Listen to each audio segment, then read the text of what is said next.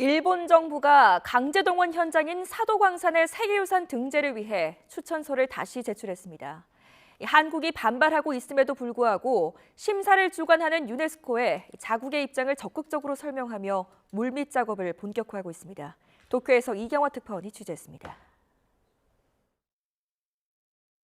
지난해 2월 일본 정부는 사도광산을 세계문화유산 후보로 유네스코에 공식 추천했습니다.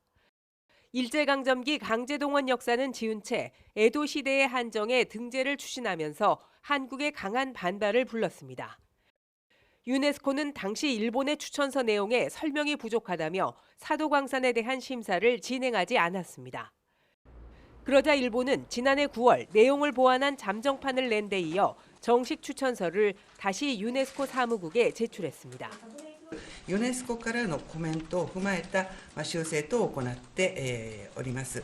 明治日本の産業革命遺産と、それから佐渡の金山にはこれ全く異なる文化遺産でございまして、それぞれ個別に対応すべきものと。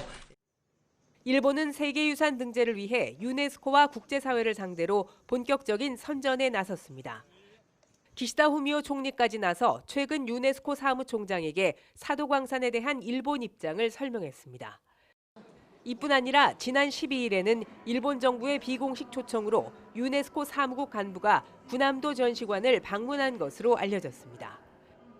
강제동원 역사를 부정하는 전시 내용으로 문제가 된 곳이지만 일본은 오히려 조선인 차별의 증거가 없다고 유네스코에 보고했습니다.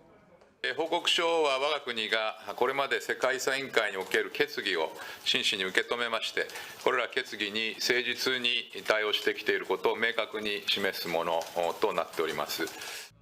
한국 외교부는 군함도에 이어 강제동원 현장 사도광산을 다시 세계유산 후보로 추천하자 주한 일본 대사 대리를 불러 항의했습니다.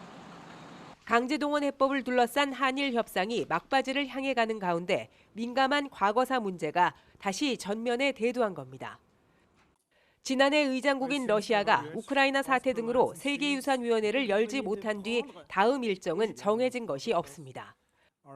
올해 심사가 이루어질 경우 사도광산의 세계유산 등재 여부는 이르면 내년 여름 결론이 날 전망입니다. 도쿄에서 YTN 이경아입니다.